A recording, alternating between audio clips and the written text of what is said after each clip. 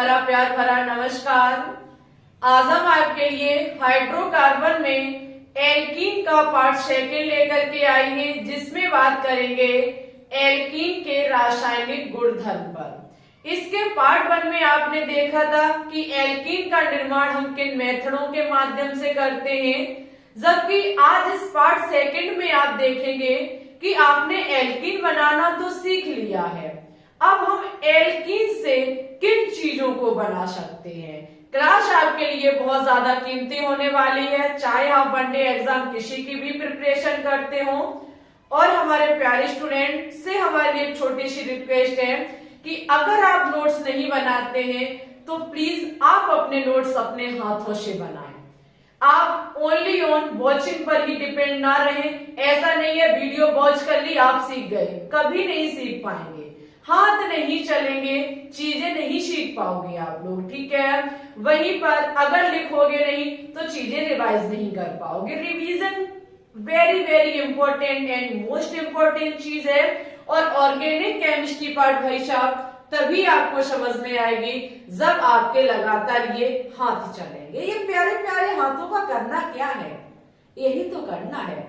करेंगे सभी students, copy pen को उठा लेंगे, हमारे साथ चीजों को नोट डाउन करेंगे, हेडिंग लगाएंगे एल्कीन के रासायनिक गुणधर्म।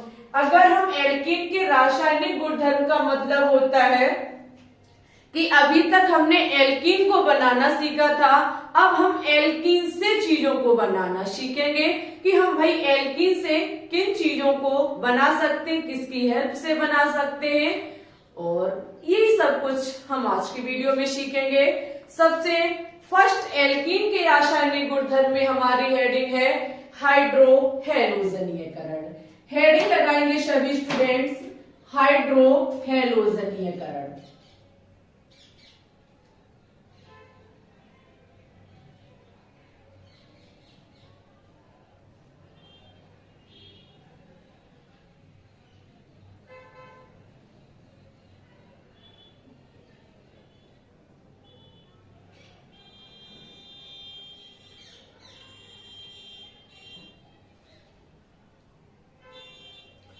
अगर हम हाइड्रोहैलोजनीयकरण की बात करें तो शब्द से समझ में आ रहा है हाइड्रोजन व हैलोजन का जुड़ना।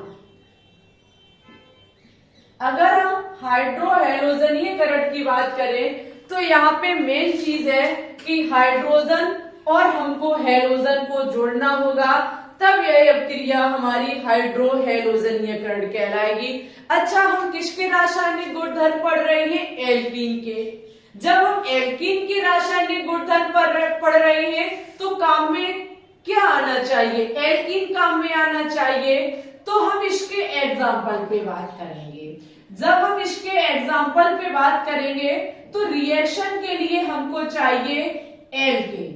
सपोज दैट हम एल्कीन लेते हैं प्रोपीन। क्या लेते हैं? प्रोपीन। एथ math prop, CH3 single bond CH double bond CH2। आपका क्वेश्चन हो सकता है मैम जी ये एल्कीन कैसे, हम कैसे मान लें? अरे भाई प्यारे स्टूडेंट्स, जिसमें डबल बॉन्ड होता है पूरी चेन में कहीं भी अगर एक भी डबल बॉन्ड है तो वो यौगिक या वो तत्व का वो चेन हमारी एल्कीन की मानी जाएगी, ठीक है। तो ये एल्कीन का सदस्य है जिसका नाम है प्रोपीन। क्या है? प्रोपीन। इसमें हमको क्या काम करना है? हाइड्रोजन व हैलोजन को कनेक्ट करके एक नए यौगिक का निर्माण करना है।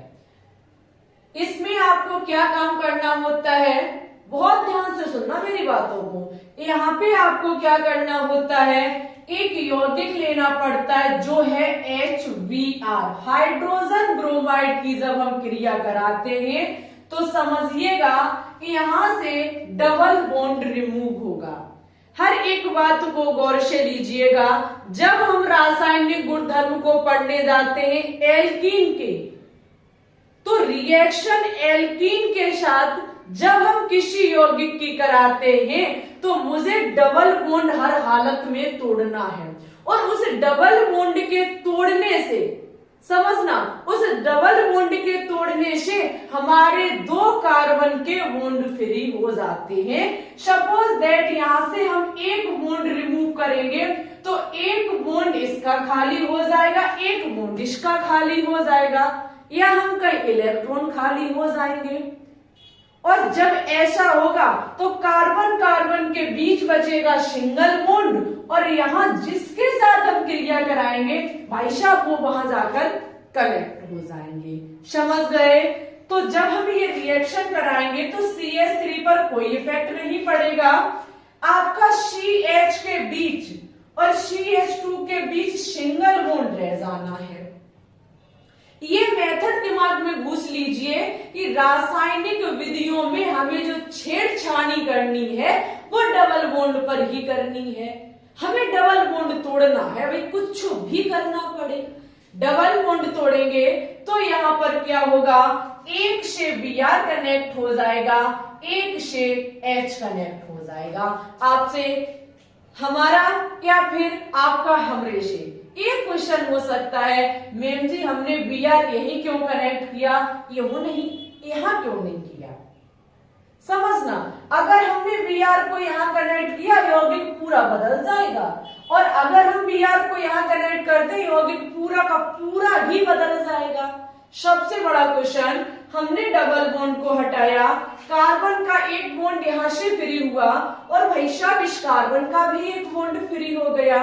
हमने क्या काम किया, हाइड्रोजन ब्रोमाइड की जो क्रिया कराई थी, एक से ब्रोमीन को कनेक्ट किया, एक से हाइड्रोजन को किया, अब क्रिया हमारी संपन्न हो गई। लेकिन सबसे बड़ा क्वेश्चन, यहाँ Br का जोड़ना और यहाँ हाइड्रोजन का जोड़ना, एक वैज्ञानिक हुए माइक्रोनी क्रॉप। माइक्रोनी क्रॉप के द्वारा कुछ नियम दिए गए थे जिसके अकॉर्डिंग यहाँ Br का कनेक्ट होना और यहाँ H का कनेक्ट होना हमें बताता है। समझिएगा, लिखेंगे सभी स्टूडेंट्स। एक छोटी सी ट्रिक मान लो, चाहे एक इंपॉर्टेंट पॉइंट मान लो, जो कि दिया गया था, वैज्ञानिक थे माइक्रोनी क्रॉप।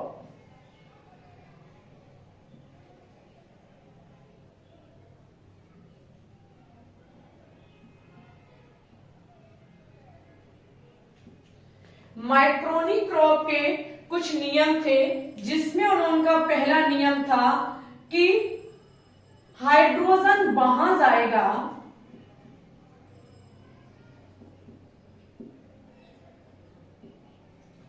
जहां हाइड्रोजन अधिक है,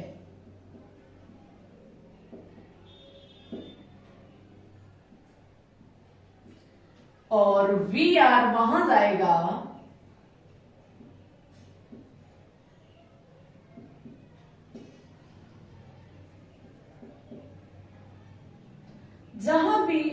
जहां H कम है।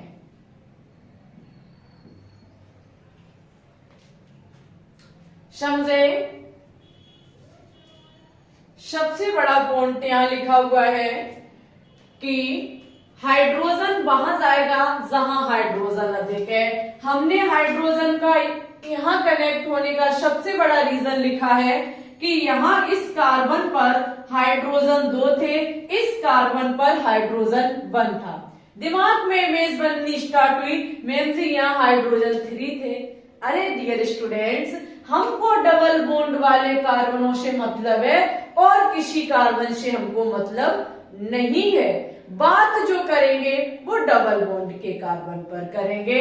यहाँ डबल बॉन्ड वाले कार्बन को हमने सिंगल बॉन्ड से कनेक्ट किया, इसका बॉन्ड फ्री हुआ, इसका बॉन्ड फ्री हुआ, एक से हाइड्रोजन को जोड़ा, एक से Br को जोड़ा, एक वैज्ञानिक हुए माइक्रोनी क्रॉप, जिसके अनुसार कहा जाता है कि हाइड्रोजन वहां जुड़ेगा जहां हाइड्रोजन अधिक है, Br वहां जुड़ेगा जहां हाइड्रोजन कम है। ठीक है, ये रूल के अनुसार हमने Br को यहाँ कनेक्ट किया और हाइड्रोजन को यहाँ कनेक्ट किया। अगर इस यौगिक का हम IUPAC नाम जानना चाहें तो इसका नाम क्या होगा? वन ब्रोमो, क्योंकि 1 2 सेकेंड पर ब्रोमीन जुड़ा हुआ है, वन ब्रोमो प्रोपेन। एन क्यों हो गया? क्योंकि हर जगह सिंगल बॉन्ड है इसलिए। अब समझिएगा आगे। नेक्स्ट इसी रिएक्शन को लेंगे, CH3 single bond CH double bond CH2 plus HBr। यही क्रिया जब हम परा ऑक्साइड की उपस्थिति में कराते हैं, जब यही अभिक्रिया परा ऑक्साइड की उपस्थिति में कराते हैं, माइक्रोनी-क्रॉब के नियम को ठीक उल्टा कर दिया जाता है, जो कहा जाता है एंटी माइक्रोनी-क्रॉब के नियम। ये माइक्रोनी-क्रॉब के नियम थे। और यहां पर देखना क्या होता है, यहां पर CH3 से हमें कोई मतलब नहीं है, हमको डबल बॉन्ड को देखना है। सिंगल बॉन्ड CH, यहां आपका H जुड़ेगा और CH2 से Br जुड़ेगा। ऐसा क्यों? ऐसा हुआ परा ऑक्साइड कैटालिस्ट की प्रेजेंटी में। अगर यहाँ परा ऑक्साइड कैटालिस्ट होगा, परा ऑक्साइड की यदि प्रेजेंटिंग होगी, अब क्रिया ठीक उल्टी हो जाएगी। अब क्रिया का ठीक उल्टा होना माइक्रोनी-क्रॉब के नियम का उल्टा हो जाना। हम यहाँ कोष्टक में लिखेंगे, एंटी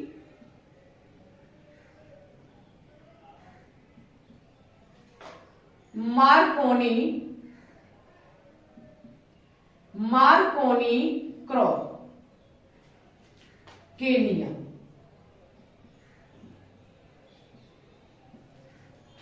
ये मार्कोनी लिखा हुआ है, ठीक है, मार्कोनी-क्रॉब के नियम।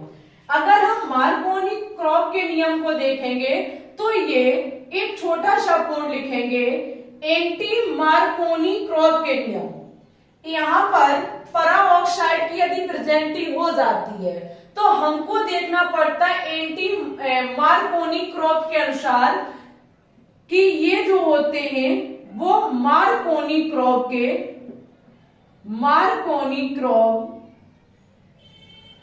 मार्कोनी-क्रॉब का उल्टा।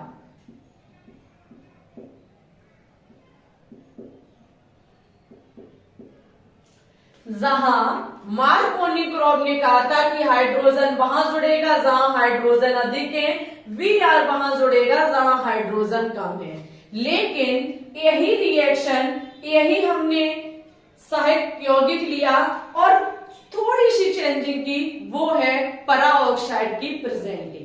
परा ऑक्साइड यहाँ कैटालिस्ट यानी कि उत्प्रेरक के रूप में भूमिका निभाएगा। जब हम ऐसा करते हैं तो इसके उल्टा ठीक हमारा हो जाता है, जो कहा जाता है एंटी मार्कोनी-क्रॉब के नियम, जिसमें हाइड्रोजन वहां जुड़ेगा जहां हाइड्रोजन कम है और Br वहां जुड़ेगा जहां हाइड्रोजन अधिक है। एक छोटा सा फर्क, एक छोटा सा कैटालिस्ट यूज करने से अभिक्रिया पूरी की पूरी चेंज हो जाती है। जहां ये 2 ब्रोमोप्रोपेन बना था, माफी चाहेंगे मिस्टेक हो गई छोटी सी, जहां ये 2 ब्रोमोप्रोपेन बना था वहीं ये 1 ब्रोमोप्रोपेन बन जाएगा। क्या बन जाएगा? 1 ब्रोमोप्रोपेन।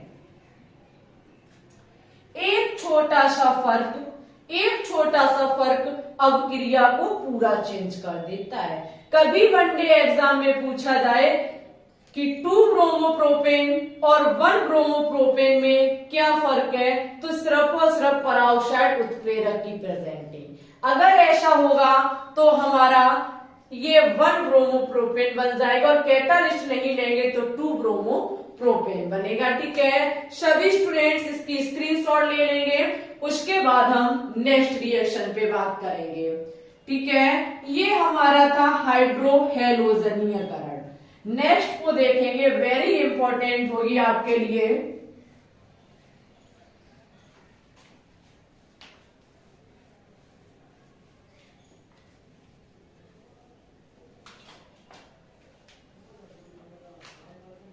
नेक्स्ट हेडिंग है, सेकेंड नंबर पे हम बात करेंगे हेलोजनीयकरण अभिक्रिया।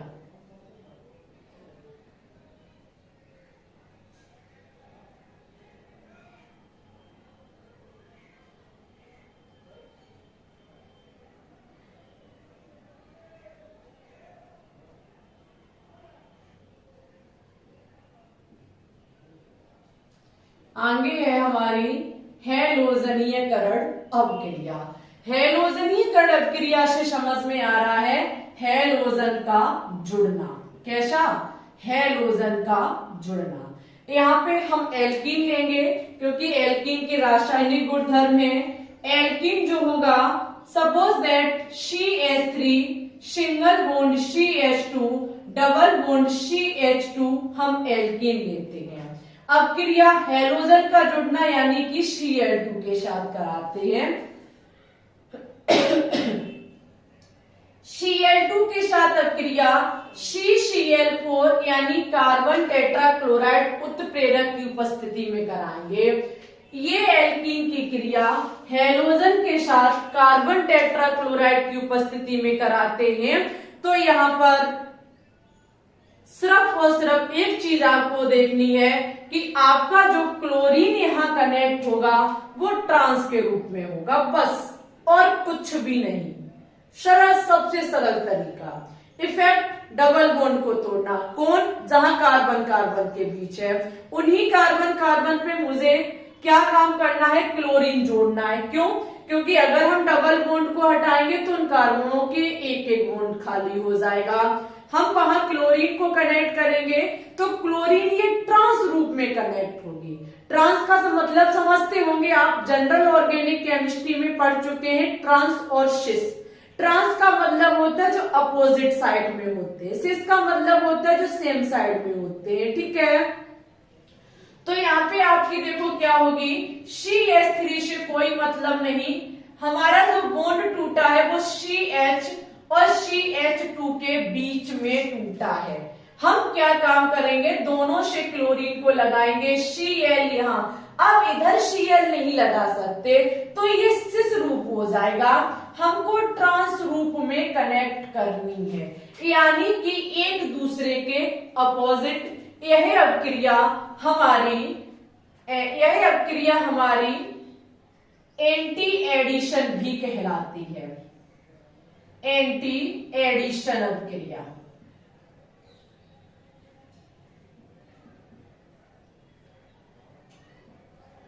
इस अवक्रिया को हम एंटी एडिशन अवक्रिया भी कह सकते हैं, जहां पर हमारा जो हैलोजन परिवार के तत्व हमने कनेक्ट किए वे दोनों ट्रांस रूप में है। ये भी याद रखना कैसे जुड़े हुए हैं, ट्रांस।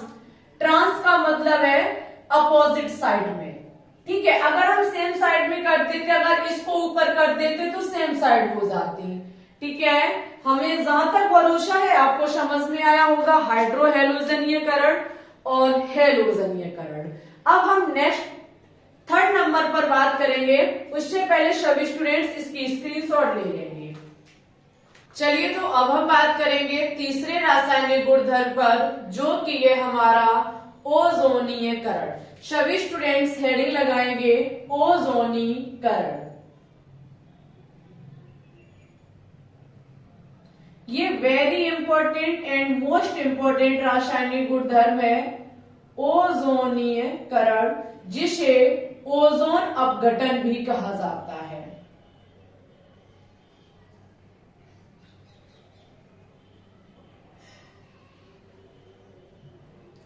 जिसे ओजोन अपघटन भी कहा जाता है। देखिए, अगर हम ओजोनीकरण की बात करें तो इसके कुछ बेसिक रूल हैं। ओजोनीकरण हम आपको दो ट्रिक से सिखाएंगे, या हम फिर कहें दो रूल से सिखाएंगे, दो केस से सिखाएंगे, जिनके अकॉर्डिंग आप ओजोनीकरण की घटना को सीखेंगे।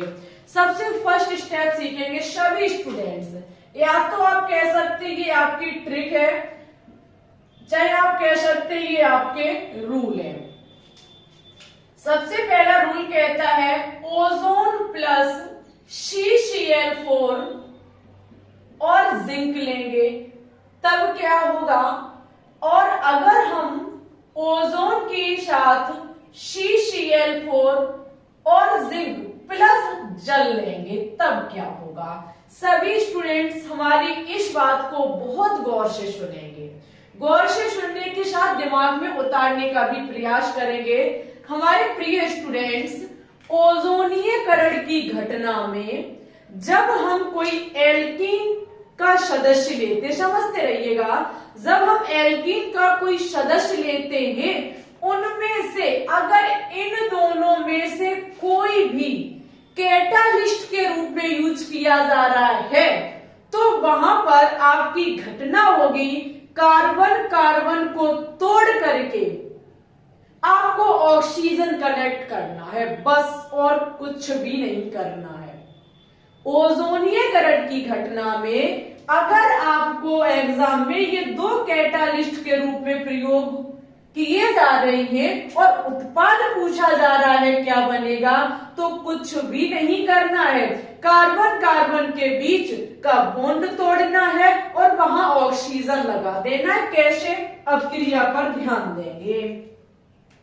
अब क्रिया है आपकी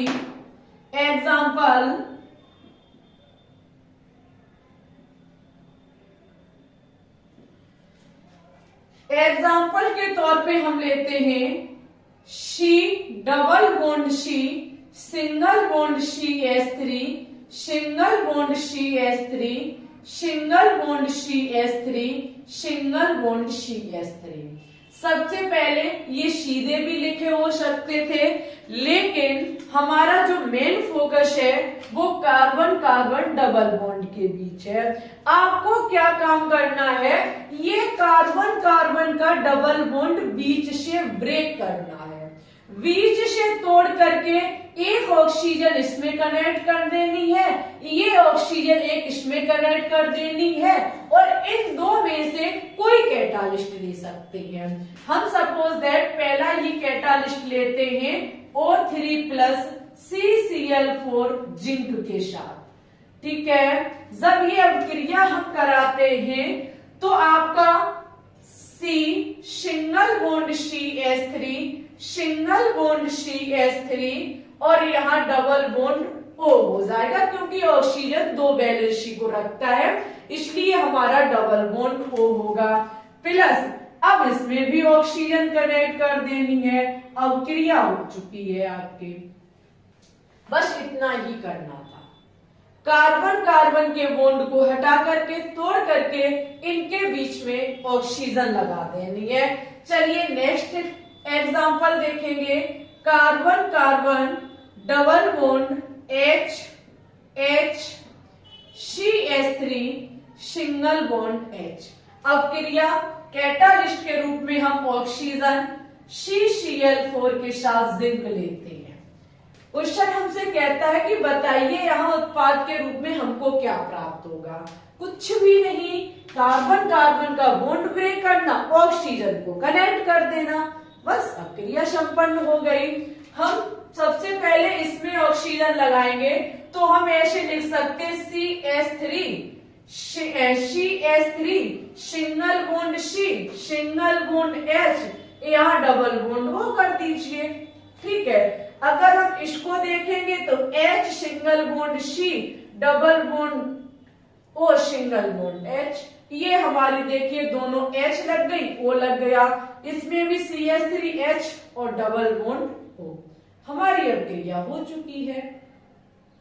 ओजोनीयकरण की घटना में जब ये कैटालिस्ट के रूप में प्रयोग होते हैं तो कार्बन कार्बन के बॉन्ड को हटाना है और वहां पर O को जोड़ देना है, ऑक्सीजन को जोड़ देना है, आपकी अब क्रिया हो जाएगी। ये ट्रिक फर्स्ट थी हमारी और सेकंड थी। अब हम ट्रिक नेक्स्ट पर बात करेंगे कि अगर ये कैटालिस्ट ना हुए तो आपको और भी कोई कैटालिस्ट दिया जा सकता है, वो कैटालिस्ट क्या काम करेगा जरा उसको बड़ा गौर से देखेंगे, ठीक है। देखिए इस टाइम जो हम आपको ऑर्गेनिक केमिस्ट्री प्रोवाइड करा रहे हैं वो बहुत हाई लेवल की करा रहे हैं।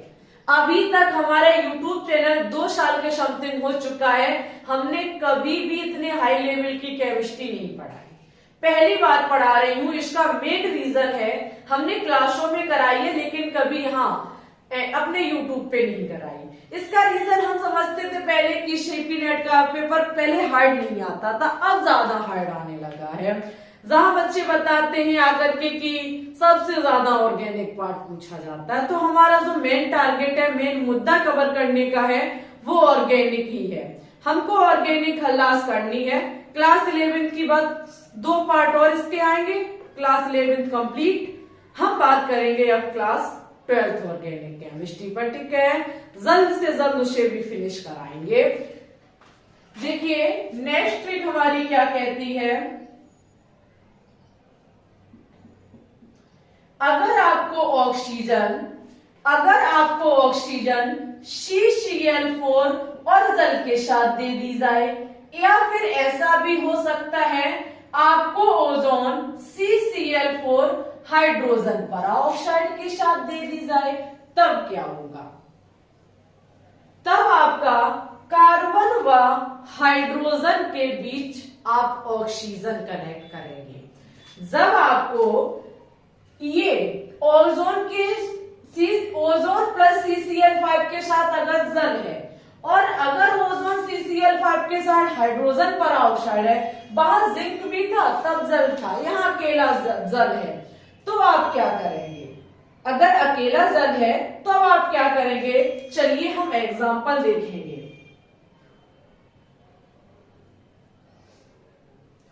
जब आप इसका एग्जांपल देखेंगे, C double bond C, single bond H, single bond H, single bond H, single bond CH3।